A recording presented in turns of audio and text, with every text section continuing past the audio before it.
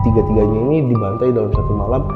Yang paling parah itu bang, si ibunya ini posisinya ini dia di kamar mandi, terus dililit kabel telepon.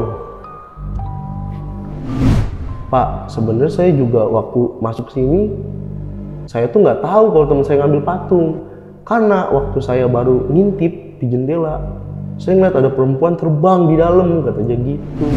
Dia bilang, itu ada cewek cantik. Temennya bilang, mana cewek cantik? Itu cantik tuh cewek, gitu. Digodain sama dia. Kayak itu, nah, jatuh dari atas. Buah! Pecah kepalanya.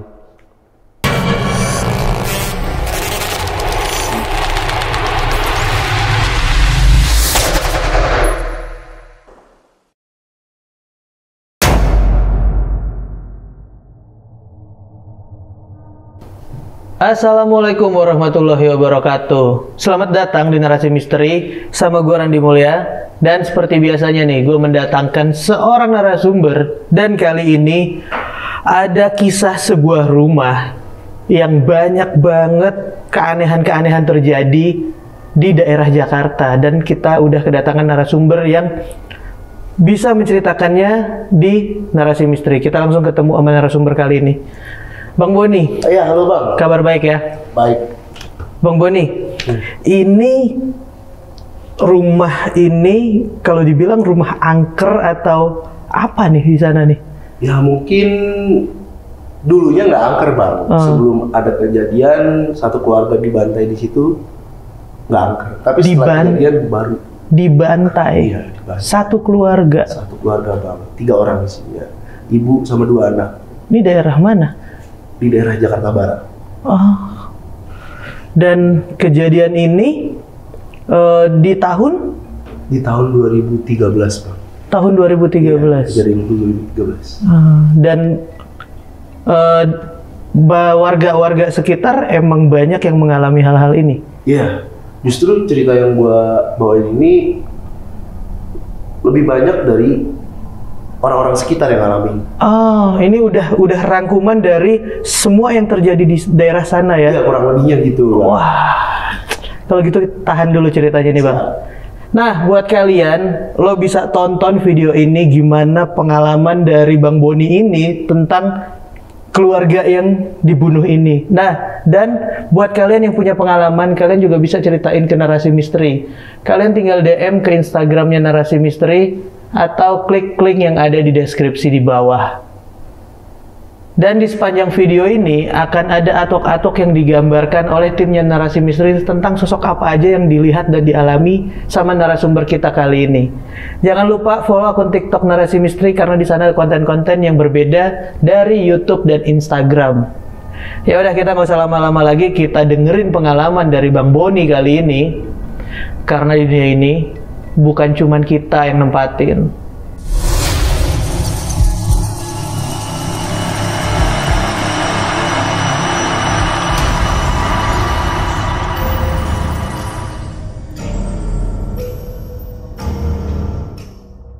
Bang Boni, gimana? Oke. Gimana awal mula ini terjadi nih Bang? Jadi kejadian ini di tahun 2013 Bang. Tepatnya di salah satu komplek yang ada di Jakarta Barat. Iya. Jadi awalnya tuh ada satu rumah yang dimana satu keluarganya dibantai dalam satu malam Bang. Kita nih nggak tahu sih yang bantai siapa, maksudnya entah motifnya ini rampok atau apa. Soalnya kalau dibilang rampok, barang-barang di rumahnya pun nggak ada yang hilang gitu. Dan itu apa ya Bang ya, lumayan tragis gitu Bang, lumayan tragis ngeliat mayat-mayatnya ini loh Bang. Jadi dalam satu rumah ini ada 3 orang, ibu sama 2 anaknya. 2 anaknya itu udah gede-gede, perempuan sama laki-laki Bang. Gitu. Jadi tiga-tiganya ini dibantai dalam satu malam. Yang paling parah itu Bang, si ibunya. Si ibunya ini posisinya ini dia di kamar mandi, terus dililit kabel telepon. Parah lah gitu. Itu berdasarkan cerita warga sekitar yang lihat gitu. Nah, ceritanya kan dia dibantai satu malam gitu, dibantai satu malam. baru ketahuannya itu sama ART-nya bang.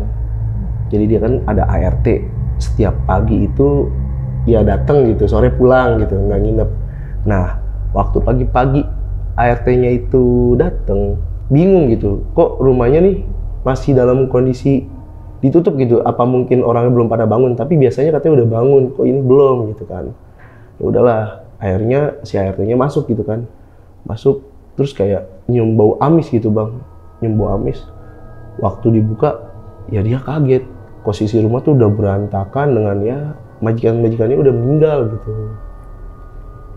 Terus dia tuh histeris saat itu pagi-pagi, manggil warga sekitar, terus baru deh dateng deh berbagai ininya berbagai macam ininya, kayak polisi, aparat-aparat pada datang bang. Dari ya ada dari keamanan setempat dan pihak rumah sakit, ambulans semua datang semua bang saat itu. Dari hari itu bang, dari kejadian hari itu ya, dari hari kejadian satu malam di Bantai itu, waktu pagi itu dievakuasi, itu kan udah di garis polisi tuh bang, udah nggak ada yang boleh masuk dalam lah intinya gitu. Rumah itu di garis polisi, terus udah mulai dari situ komplek itu emang awalnya itu sepi bang, memang bukan komplek yang rame, memang komplek yang sepi. Semenjak ada kejadian itu jadi makin sepi. Pertama kali ada kejadian itu 2 hari selang kejadian pembantaian bang. 2 hari ada ininya, ada si Babe itu yang jaga komplek itu bang, security yang jaga malam, ngelihat ada tukang nasi goreng berdiri di depan rumah itu. Kondisi sekitar jam 10-an lah, jam 10 malam. Disamperin sama si Babe, ditanya dong, Mas, ngapain di sini? Si itunya bilang, si tukang nasi gorengnya, ini Pak ada yang mesen. Yang mesen yang mana digituin? Ini rumah yang ini, ditunjuk rumah yang bekas dibantai itu bang. Loh, si Babe kaget gitu kan. Jangan bercanda gitu, jangan bercanda. Rumah ini tuh udah nggak ada penghuninya. Kamu nggak lihat itu ada garis polisi gitu? Masa masih kamu bilang di dalam ada orang? Gimana sih? Gak mikir logis kamu digituin kan? Loh bener Pak, emang ada yang mesen tadi ibu-ibu, mesen 3 nasi goreng, yang 1 pedas, yang 2 sedang, katanya gitu. Kayak kita mikir gitu bang, kayak itu siapa yang mesen gitu kan. Terus diceritain lah sama si Babe, mungkin si abang nasi goreng ini baru tumben lewat sini atau gimana gitu kan, nggak tahu berita gitu kan. Diceritain kalau rumah ini, 1 rumah isinya sudah dibantai di 2 hari sebelumnya. Nah, kalau yang dibilang ada yang mesen nasi goreng, ya dihirauin aja siapa, kalau emang bener dari rumah sini gitu. Akhirnya setelah diceritain gitu kan, tukang nasi gorengnya takut gitu kan, mungkin dia sadar gitu yang pesen siapa tadi. Hari udah dia buru-buru pergi tuh, akhirnya cabut dia bang. Itu kejadian pertama bang. Nah kebetulan sekitar 3 hari kemudian, gua itu bang sama temen gua itu ke warung. Ini rumahnya ini posisinya ada di turunan bang. Rumahnya ada di turunan komplek gitu ya, di turunan. Nah di atasnya ada warung, di atas ada warung kecil lah gitu kan. Nah mungkin ke bawah ini memang sepi, tapi di atas biasanya rame. Tapi semenjak di rumah ini ada kejadian kayak gitu, di atas juga ikut sepi bang. Semua pada takut lah gitu. Nah ada momen dimana gue sama temen gue ini ke warung, gue nganterin temen gue beli rokok, posisinya habis isya bang. Nah si bapak warung ini tiba-tiba nanya, gue lagi milih-milih minuman gitu di kulkas warung gitu, temen gue lagi beli rokok. Si bapak warungnya nanya, tadi lu berdua lewat mana gitu ya? Lewat bawah biasa gitu. Emang lewat mana gitu? Karena emang akses kita ke situ biasanya lewat rumah itu gitu. Terus si bapak bilang, bukannya nggak bisa lewat di sana? Loh, nggak bisa lewat kenapa? Ditutup kan, ada yang tahlilan. Gitu. Loh, kita bingung bang ya, tahlilan nggak ada, orang gelap gitu kan. Lewat aja. Siapa yang tahlilan? Gitu kan? Ya itu di rumah itu bekas kemarin ada tahlilan itu, rame itu. Lah, orang rumah di garis polisi tahlilan gimana sih bang ya kan? Iya, akhirnya kita jelasin lah kalau di rumah itu tuh nggak ada apa-apa tadi kita lewat.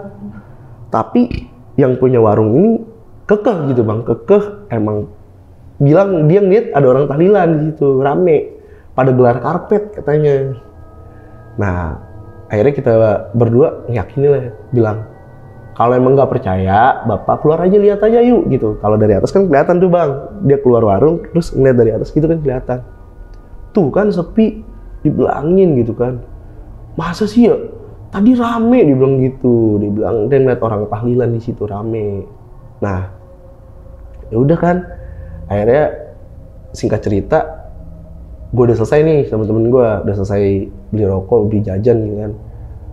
Karena gue juga penasaran gitu bang ya, akhirnya gue lewatin lah rumah itu. Gue lewatin, gue turun, lewatin.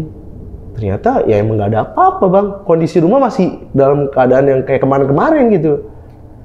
Masih gelap, terus ada garis polisi di depannya, terus gerbangnya juga dirantai gitu bang, rantai kapal gitu kan. Ya nggak mungkin ada orang masuk bang, logikanya gitu. Coba dia bilang ada orang tahlilan, dia ngeliatnya gimana, kita juga bingung ya. Itulah, akhirnya kayak gitu tuh, udah gitu. Nah, di kejadian-kejadian berikutnya di rumah ini nih banyak yang diganggu gitu bang, sekitar rumah. Katanya asal setiap jam 2 malam itu dengar suara mobil masuk ke situ, gerbangnya dibuka gitu. Tapi ketika ada yang ngelongok nggak ada apa-apa gitu. Nah, udah nih ya, dari situ adalah momen bang, dimana sore-sore gua sama temen gua rame-rame pulang main bola. Ceritanya nih bang, itu tuh maghrib lewat situ. Pulang main bola. Itu kalau kita pulang kita dari atas tuh, lapangan kita kan di atas, lewatin rumah itu ke bawah tuh, baru ke sana gitu. Kita dari atas turun gitu kan. Ada orang celingak-celinguk bang. Orang pakai topi, celingak-celinguk gitu di depan rumah itu, celingak-celinguk, dia diem gitu kan. Akhirnya kita tanya, "Mas, kenapa?" gitu kan. Dia jawabnya juga mesti kayak orang gimana bang ya, kayak orang linglung lah. Kayak orang abis kena hipnotis gitu. Bingung, kita bingung kan. Loh, kenapa mas gitu? Enggak, sepeda mas kenapa gitu kan? Sepeda saya ada di dalam. Hah? Sepedanya dia jadi ada di dalam rumah itu bang. Ternyata dia tuh tukang roti. Tukang roti keliling? Iya, dia tukang roti. Dia tuh berhenti pas banget di depan rumah itu. Tapi dia nih ngelayanin sebelah rumah itu. Ada yang beli, manggil dia. Cuma dia karena udah kelewat, motornya parkir di situ, di depan itu. Terus sepedanya parkir di situ. Terus dia bawain rotinya ke rumah sebelahnya. Pas ngasih, udah dikasih duitnya, balik bingung, sepedanya hilang. Dia bingung kan nyariin, ternyata dilihat ada di dalam. Kata dia kejadiannya cepet banget gitu, bingung. Dan itu posisinya maghrib bang. Dia bilang, saya bingung, saya habis ngelayanin roti ke rumah yang itu gitu. Pas saya balik lagi, sepeda saya ada di dalam gitu. Siapa yang bawa mas? Nggak tahu, katanya nggak tahu. Pikir kita, gak mungkin lah bang, orang tiba-tiba masuk gitu, orang pagar aja dirantai bang. Terus ada garis polisi, siapa gitu yang mau masuk bang, ya kan? Logikanya.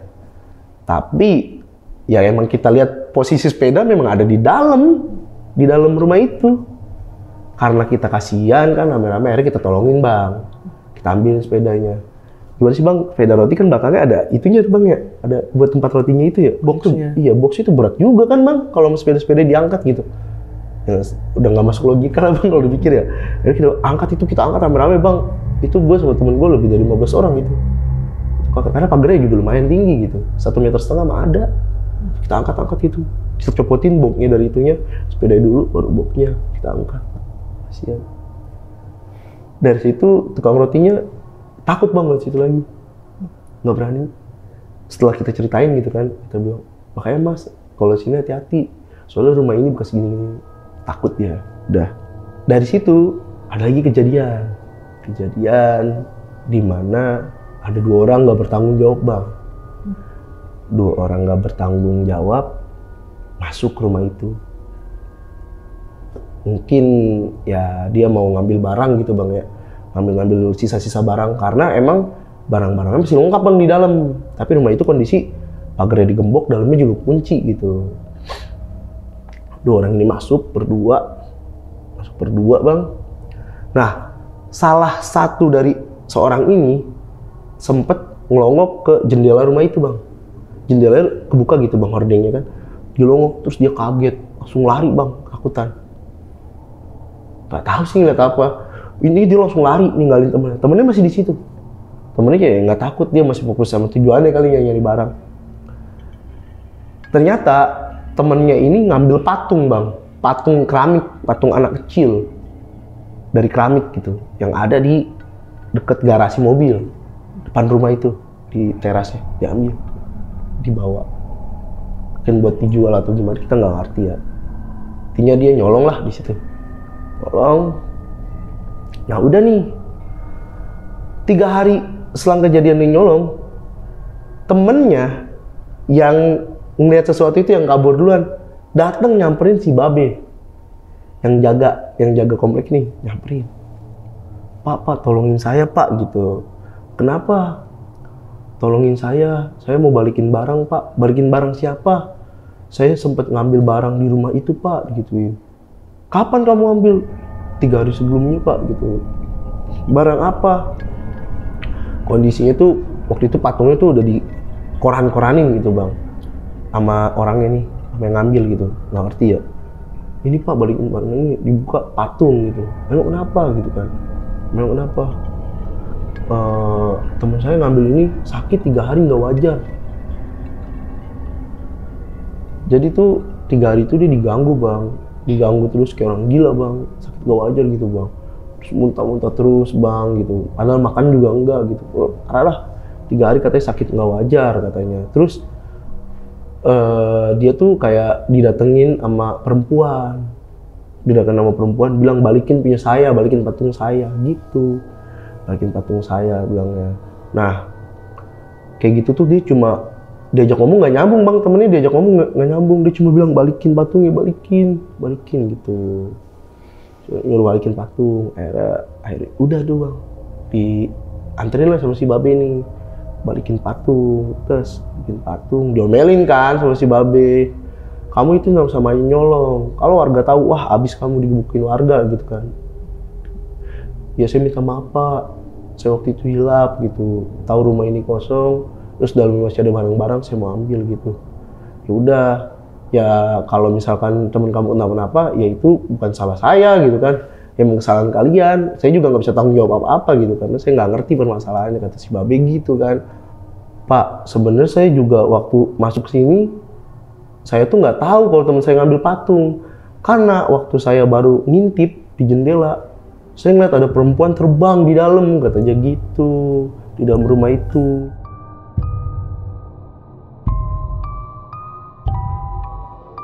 Dia makanya langsung kabur bang, langsung kabur. Jadi dia nggak tahu, emang nggak tahu kalau temennya bawa patung.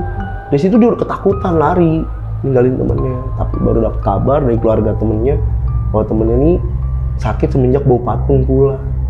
Ya salah mereka ya kan, ya mereka ya itulah namanya orang nggak bertanggung jawab gitu kan bang. Kayak gitu. Nah udah nih ada lagi kejadian bang. Posisinya tuh malam-malam, jam berapa ya? Udah jam 12 bang, portal udah pada tutup. Ada taksi tiba-tiba ke pos si Babe jaga.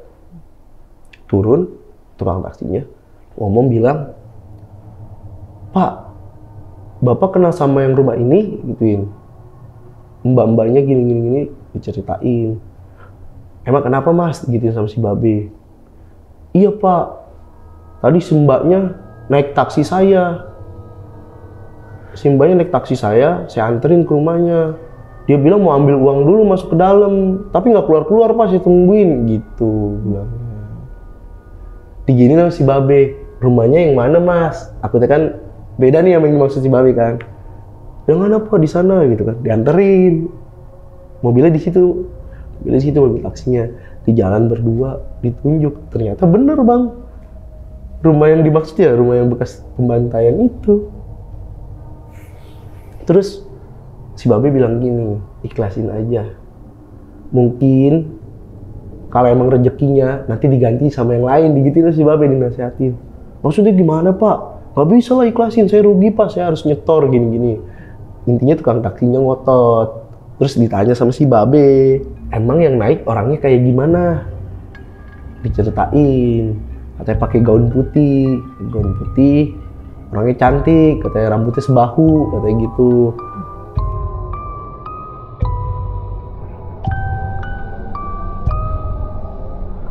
Ceritain semua ciri-cirinya, terus ditanya si babe, naik dari mana mas? Dari kuburan Tanah Kusir, bilangnya gitu. Terus diceritain sama si babe, ya udah mas, saya nggak bisa ngomong apa-apa, saya cuma bilang sama masnya, ikhlasin aja gitu. Soalnya orang yang mas maksud udah meninggal gitu. Terus si tukang taksi kaget dong, meninggal gimana pak? Orang jelas-jelas dia tadi naik taksi saya gitu kan. Ya dijelasin kalau dia emang udah meninggal ya beberapa minggu sebelumnya karena pembantaian di rumah itu. Tuh kalau mas nggak percaya tuh rumahnya masih ada ininya apa namanya garis polisi, terus masih dirantai. Logikanya cewek ini masuk lewat mana mas? Gitu kan? Kalau emang dia buka rantai, mas lihat nggak dia buka rantai? Enggak, saya lihat dia tadi langsung masuk aja. Ya logikanya gimana bang ya kan? Dari situ kan udah tuh satu sisi si tukang taksi ini kayak masih belum terima gitu, kayak nggak ikhlas gitu ya kan? Karena kata dia argonya lumayan gitu dari sana tuh. Terus ya gimana? Si babi juga nggak bisa ganti kan? Terus gimana mas? Saya juga gimana kan? Kalau emang mas bilangnya di rumah ini, ya rumah ini emang orangnya udah nggak ada, begituin. Ya udah tuh di situ tukang taksinya disuruh pulang kan? Pulang dia bang, pulang ya lucu aja gitu kan, lucunya ya gimana gitu. Naik dari Tanah Kusir dan ternyata memang mereka tuh satu keluarga dikubur di Tanah Kusir. Dimakamin di sana? Dimakamin Tanah Kusir tiga-tiganya. Jadi mungkin jemputnya dari makam gitu. Dia dianterin ke rumahnya, nggak ngerti lah gitu kurang lebih. Dari situ tuh bang, banyak kejadian lagi bang, kayak ya banyak gangguan lah. Intinya tuh yang diganggu ya orang-orang sekitar situ bang. Sekitar situ yang sebelah rumahnya tuh diganggu. Yang paling santer banget itu bang, saat itu tuh rumornya tuh setiap malam Jumat kedengeran suara musik orang main piano dari rumah itu tengah malam. Bahkan dulu sempet banyak yang ngerekam juga bang, banyak yang ngerekam lewat ini apa namanya handphone BlackBerry itu di broadcast gitu bang ke warga-warga sekitar. Ya ternyata ya memang kedengeran. Itu posisinya pasti malam Jumat tengah malam. Gua dan teman-teman yang dimana di situ anak-anak remaja bandel gitu bang ya. Ya mungkin kepo bang ya, kepo. Akhirnya kita coba membuktikan lah rumor itu bang. Coba membuktikan rumor itu dengan malam Jumat gua nongkrong deket turunan rumah itu, tapi nggak persis depan rumah itu. Coba kayak beberapa rumah lah ke atas dikit gitu. Gue nongkrong di situ sama temen-temen gue. Pertama gue datang itu berempat. Gue datang itu kurang lebih jam 10 lah. Jam 10 gue datang bang. Gue datang di situ jam 10. Terus ada lagi 3 temen gue nyusul. Jadi posisi bertujuh bang. Posisi bertujuh di situ kan. Nah, udah nih. Kita ngobrol-ngobrol, ketawa-ketawa tuh bang. Ya di situ kondisinya sepi banget dan kita berisik ya, lumayan ganggu sih kalau dibilang saat itu tuh. Tapi ya gimana, cuek aja gitu kan. Nah di situ kita berisik-berisik sampai jam 12, setengah 1 lah. Setengah 1 bang, nggak ada apa-apa bang. Nggak ada apa-apa. Akhirnya ya kita mutusin buat balik gitu bang, pulang. Nah temen gue yang berempat ini bawa motor tuh 2, mereka goncengan 2-2. Akhirnya gue bertiga jalan kaki. Mereka pulang duluan, gue jalan kaki lewat depan rumah itu bang. Waktu gue lewat ya udah gue cuek bang, kata gue nggak ada apa-apa ya, mungkin ya berita yang selama ini kita dengar ya bohong gitu kan. Ya udah kita jalan, pas gue sampai depan rumah itu bang, ternyata bener bang. Waktu gue jalan kaki bertiga nih, bunyi bang, suara orang main piano musik klasik gitu. Kaget dong gue. bunyi gitu kan. Terus kita ngedeket nih bang, kita bertiga ngedeket nih ke gerbang. Terus kayak ngeliatin gitu kan, ngeliatin, makin suaranya makin gede bang, makin gede. Kita semua bengong gitu kan, kayak ngedengerin, sampai akhirnya disadarin sama temen gue satu orang nyolik gue, apaan? Itu kata dia, itu apaan? Pas gue ngeliat ke arah balkon, itu ada perempuan lagi wancang-wancang kaki bang.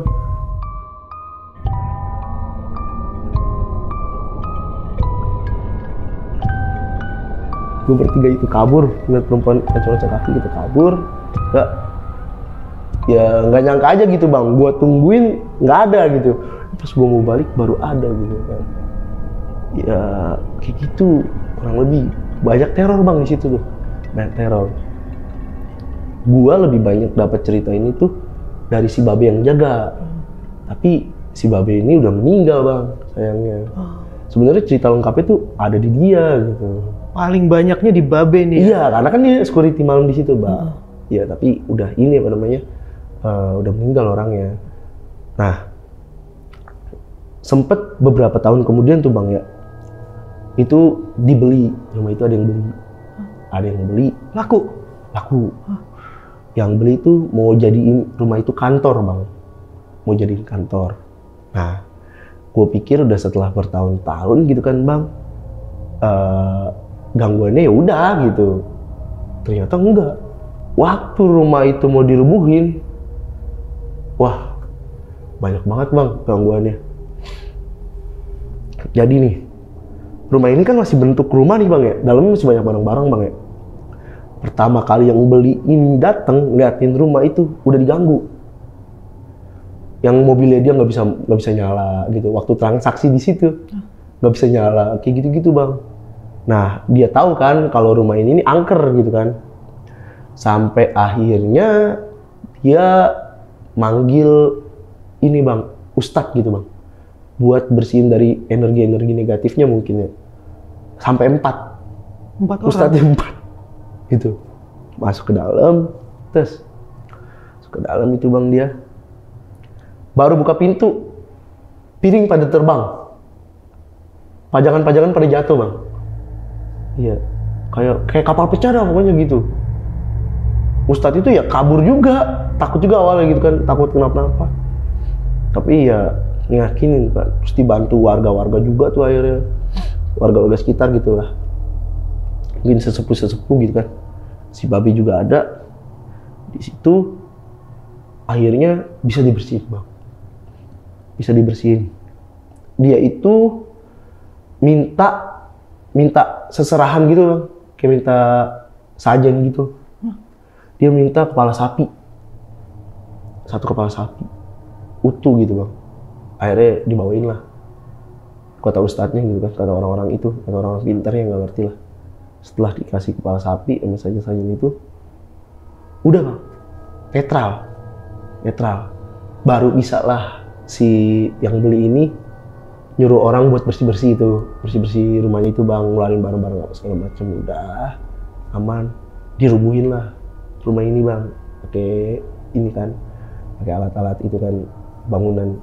Udah waktu dirubuhin sempet nggak langsung dibangun bang, berbulan-bulan itu nggak langsung dibangun, tapi lama juga bang, soalnya itu cuma kayak apa ya, kayak ya gimana ya, kayak bangunan baru dirubuhin gitu, puing-puing posisinya, terus ditutup seng gitu doang depannya. Kayak sempet kejeda kok, nggak langsung dibangun.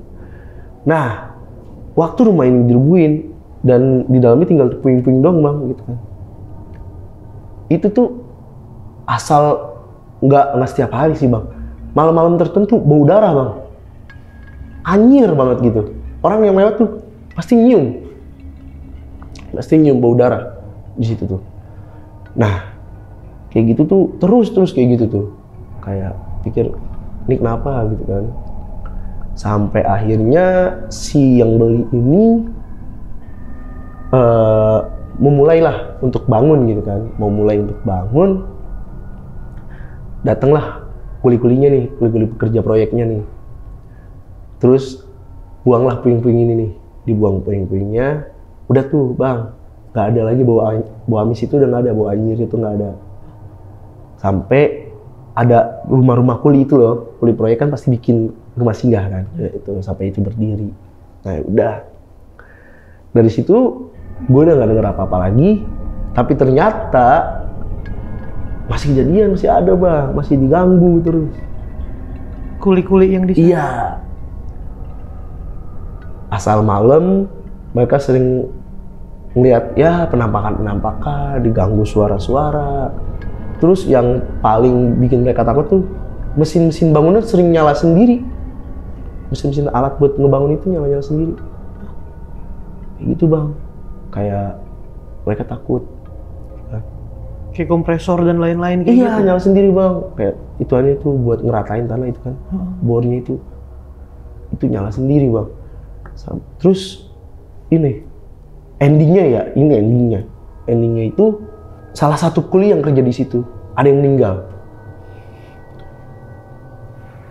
Meninggalnya juga nggak logis bang. Meninggalnya tuh nggak logisnya karena dia jatuh dari lantai 2 yang masih kerangka gitu. Ya mungkin kalau kita pikir secara logika gitu kan, itu kecelakaan kerja biasa gitu. Tapi berdasarkan pengakuan temennya yang kerja bareng sama dia, itu sebelum jatuh bilang kalau di proyek itu di dalam dia ngeliat cewek cantik di dalam. Dia bilang itu ada cewek cantik. Temennya bilang mana cewek cantik? Itu cantik tuh cewek gini. Digodain sama dia. Cewek itu nggak lama kemudian jatuh dari atas, pecah kepalanya, meninggal. Ya mungkin ya pihak proyek segala macam ya nyangkanya itu kecelakaan kerja biasa, tapi warga-warga sekitar nih bang mulai nih kan biasa ada yang julid gitu bang, ada yang julid, ada yang apa gitu kan. Wah mereka nih beranggapan kalau itu tumbal proyek. Dia minta tumbal proyek itu, nyawanya salah satu. Tapi ya setelah kejadian itu gitu, setelah itu orang kuli bangunan itu ada yang meninggal, proyek itu sempat diberhentiin bang. Berhentiin beberapa waktu sampai akhirnya baru dijalanin lagi dan udah ketika itu udah jadi selang 3 tahun kemudian tuh 2016 kan, dari 2013, 2016 tuh baru jadi tuh bang bangunan kantor. Ya udah nggak ada apa-apa. Semenjak kantornya udah jadi? Iya, endingnya tuh ya udah kantor udah jadi, udah. Terus kan namanya itu kantor rame orang terus kan bang, ya udah jadi ada kehidupan terus. Ya kalau kita lihat sekarang ya udah beda banget sih suasana sama dulu gitu. Jadi kurang lebih kayak gitu ceritanya. Dan antara udah nggak ada isu lagi yang terdengar di rumah itu, atau yang penghuni rumah itu yang baru jadi kantor ini juga nggak keluar juga kalau ada cerita apa-apa ya, karena udah jadi bangunan aktif ya. Nggak kedengeran apa-apa lagi sekarang. Berarti selama 3 tahun ini berita itu semuanya heboh di warga sekitar nih ya? Heboh sih enggak bang, hebohnya itu justru waktu ada pembantaian itu. Di awal? Iya, itu hebohnya di situ di awal. Cuma setelahnya enggak, mungkin ya orang-orang sekitar aja yang dengar. Jadi kayak udah jadi ya urban legend juga itu di situ rumah itu. Lo kan tinggal di situ nih bang, di sekitar situ. Kalau orang yang meninggal 3 orang ini, satu keluarga ini emang orang asli sana kah atau pendatang tinggal di sana tuh? Kalau gue pribadi bang, nggak terlalu deket tinggalnya. Mereka nih adanya di komplek dan lumayan agak jauh. Dari gue sekitar ya sekiloan lah. Dari gue masih agak sekiloan, lagi jauh gitu. Cuma emang ya itu tempat main gue gitu. Biasa nongkrong di komplek itu? Iya, biasa temen gue juga banyak daerah situ gitu. Tapi yang namanya itu rumah di komplek kan emang ya kita nggak banyak tahu informasi lah bang tentang itu. Yang kita tahu nih, rumah itu isinya cuma 3 orang ini. Bokapnya itu nggak ada. Bokapnya bukan nggak ada, meninggal, tapi yang nggak tinggal di situ. Nggak tahu udah pisah atau gimana. Nah ini juga nih yang masih jadi kontroversi gitu sampai sekarang ya. Menurut rumor bokapnya itu selingkuh bang. Bokapnya itu selingkuh, punya istri baru. Istri barunya ini mau nguasain semua harta bokapnya segala macam.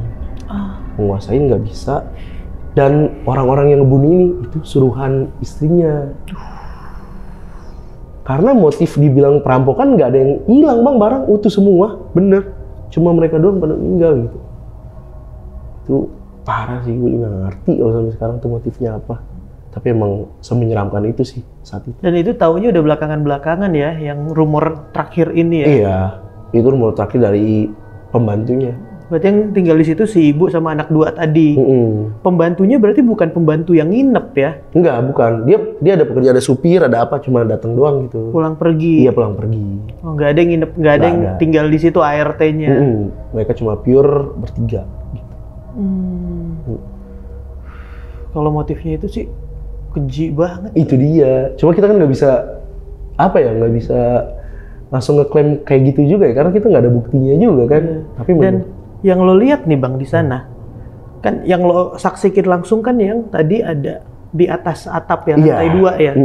Nah, kalau dari gambaran lo itu, ini sosok yang emang orang tinggal di situ kah? Atau dari lo ngelihat langsung mukanya kah? Atau gimana, itu jelas gak dengan sosok itu? Muka sih nggak jelas bang ya, karena posisinya dia duduk kan di balkon. Itu di balkon kan kayak ada ininya kan, kayak ada pagarnya gitu. Pagar kan. besi. Nah, iya, dia duduk itu terus unjuk kaki, terus posisinya dia agak nunduk gitu loh bang. Gitu. Jadi kelihatan mukanya cuma segini doang, nggak jelas juga. Ukuran orang dewasa? Mungkin remaja. Remaja, bukan orang dewasa. Remaja. Tapi setelah itu lo masih suka lewat situ? Setelah masih, lo langsung masih. Karena itu tempat main gue bang. Ya takutnya pun ya takut gitu aja gitu. Nggak mikir, wah gue takut banget nih, masih enggak. Lo bertiga tuh ngeliat tuh ya? Terakhir gue bertiga, karena gue cuma yang jalan kaki, gue bertiga. Temen gue yang sisanya bawa motor. Padahal saat ditungguin itu nggak nongol-nongol. Nggak nongol-nongol. Mungkin kalau saat itu gue masih berempat, masih ada temen gue yang 4 orang itu ya bang. Jadi gue bertujuh. Gue akan kejar bang ke dalam. Maksudnya ya karena kita kepo gitu kan. Dan lagi rame, beraninya juga lebih kuat. Iya, lebih rame. Namanya kan anak zaman dulu tuh kan penasaran gitu bang ya. Ya mungkin kayak gitu. Cabut tuh langsung lo bertiga tuh? Wah kaget bang. Itu kita lagi anteng-anteng gitu, gue dengerin suaranya. Itu gue nggak takut bang dengerin, walaupun merinding gue nggak takut, kayak ternyata bener ya gitu, ada loh gitu. Ada suara-suara. Terus temen gue nyadarin kalau di atas itu ada cewek gitu. Ya udah ya, gue kabur. Panik gitu bang liatnya. Kayak gitu. Tapi si Babe udah nggak ada ya? Iya, sayangnya itu. Mungkin kalau ada. Tapi Babe ini ada sampai bangunan itu jadi, Babe itu masih ada? Masih ada. Masih ada. Tapi, berarti belum lama nih si Babe ini meninggal nih? Wah nggak tahu lah bang. Saksi hidupnya soalnya dia ya? Informasi banyak keluar dari dia ya? Iya. Enggak sih bang, waktu kantor itu jadi 2016, 2017 itu udah nggak ada si Babe. Oh, Babe udah gak ada 2017? Iya, waktu nggak lama dari kantor itu jadilah. Udah nggak ada si Babe. Soalnya ini kesimpulan cerita yang lo ambil dari semua orang yang menyaksikan gitu, yang menjadi saksi apa yang terjadi di sana gitu. Iya, tapi lebih banyak diceritain sama si Babe ini bang. Babe, karena dia yang jaga malam di situ ya. Dan kita emang akrab gitu bang, suka cerita-cerita gitu di pos si Babe ini. Ya si Babe cerita lah segala macamnya. Terus sama cerita-cerita kita relate gitu bang. Relate. Oh, kita kemarin lihat ini be gitu. Waktu kita nungguin ada suara piano gitu. Terus dia bilang, oh iya ini gini. Relate. Gitu. Berarti pos Babe ini sama warung tempat lo jajan yang di atas itu gak jauh? Babe itu lebih ke bawah bang. Posnya tuh lebih ke bawah lagi. Kalau gue kan di atas warungnya. Iya. Tapi emang selurusan rumah itu juga masih dari posnya Babe? Iya. Kayak gitu. Cuma mungkin agak jauh dia ke sana gitu. Dan Babe kan suka keliling malam gitu. Dan yang jaga malam selalu Babe itu? Babe. Emang Babe dia doang yang berani. Emang dia yang jaga malam di situ? Cuma Babe doang yang berani di situ. Pernah ada orang kayak ngelamar jadi jaga-jaga di situ ya, jadi security gitu. Mintanya siang, nggak mau malam. Iya. Karena memang kompleknya sepi banget sih bang. Bukan komplek yang aktif gitu, enggak. Komplek yang sepi. Kebayang sih gue gambaran komplek perumahan yang ya emang udah isi orangnya masing-masing di dalam rumah ya. Iya. Tapi fun fact-nya tuh itu rumah emang notabene emang rumah orang kaya bang. Gede ya berarti. Gede, lumayan gede bang. Gede, terus juga itu ya zaman dulu orang punya piano berarti kan orang kaya bang. Memang bener ada pianonya di dalam, di lantai atas. Ya, dan yang ngejual rumah ini nggak tahu keluarga dari mana, itu nggak tahu tuh? nggak ngerti. Udah dibeli aja iya, gitu iya, sama orang. iya. Saat itu gua ngerti. Ada orang ngecek buat ngebeli gitu aja ya. Nggak ngerti lah itu siapa pihak dari mana, nggak ngerti gua. Saat itu gua nggak kepikiran ke sana sih, nggak tahu menahu juga soal itu. Tapi tetangga nggak ada yang pindah rumah dari situ? Nggak ada. Nggak ada ya? Nggak Tangga-tangga situ orangnya tetap sama? Sama. Nggak tahu kalau sekarang ya. Iya. Kalau di saat kejadian sampai 2016 itu sama. masih orang-orang yang itu ya? Iya. Mereka juga sering cerita ke Babe kan. Kalau kejadian apa? Cerita. Terutama sering diganggu suara-suara gitu. Suara cewek ketawa, suara anak laki-laki kayak gitu-gitu Bang. Sampai supir taksi tadi masalahnya. Iya, logikanya kan Bang. Dan ternyata waktu ditanya jemput di mana, jemputnya di Tanah Kusir. Ya yang di mana itu makamnya dia. Makamnya. Dianterin pulang. Iya, dianterin pulang. Kita kan nggak ngerti ya gimana ya gitu. Gue kalau jadi Babe ngelihat ada, berarti kalau itu dianterin pulang, berarti sosoknya udah pure di rumah itu lagi dong. Iya. Soalnya dia pulang. Iya. Nggak ngerti lah Bang ya, apa cuma raganya yang dikubur, sosoknya masih di situ, kita nggak tahu. Karena meninggal juga kan tragis Bang ya. Iya, meninggalnya tragis. Kalau mungkin meninggal sakit nggak akan kayak gitu. Ya, dan nggak seserem itu sih. Dan lo yang kepala kebo itu lo tahu diapain tuh kepala kebo di dalam rumah? Kepala sapi ya. Diapain di dalam rumah itu pernah nggak tahu. Cuma diceritain doang sama Babe. Yang kata orang pinternya, penghuninya ini, penunggunya itu minta syarat 1 kepala sapi gitu. Cuman diapain tuh kepala sapi dalam rumah itu nggak tahu ya? Nggak tahu Bang. Proses dia apain juga nggak tahu. Itu semua berdasarkan cerita si Babe gitu. Kayak gitu lebih. Tapi emang kalau waktu dulu ya, bukan sekarang, waktu dulu lewat rumah itu kayak punya aura sendiri sih Bang. Kayak di antara rumah yang lain nih, wah itu lebih serem banget. Udah nggak enak aja kalau mau lewat. Iya, apalagi kan itu komplek Bang, sepi, udah gitu tuh, walaupun mereka tuh orang-orang komplek Bang ya, cuma gue bingungnya gini loh Bang, mereka tuh minim banget penerangan gitu Bang. Iya, komplek itu minim banget penerangan, lampunya cuma yang kecil doang di depan gitu. Harusnya kan pakai rumahnya gede, terangin lagi gitu biar enak. Gitu. Tapi kan emang banyak banget rumah gede yang lampunya kecil-kecil. Iya, nggak tahu sih minimnya. Dan itu kadang yang rumah gede bikin kita kayak serem nih rumahnya gitu, karena penerangannya kurang. Nambah vibes-nya juga gitu kan, serem. Ya gitu kurang sebenarnya. Dan itu proyek berhenti karena ada yang meninggal itu yang ngelihat perempuan cantik. Iya. Perempuan cantiknya di dalam proyek itu berarti? Di dalam. Makanya temennya nggak percaya waktu dibilang ada perempuan cantik. Dari mana masuk ke proyek, ya kan? Ngapain perempuan ke proyek gitu kan? Tapi dia tetap kekeh, tuh perempuan digodain katanya.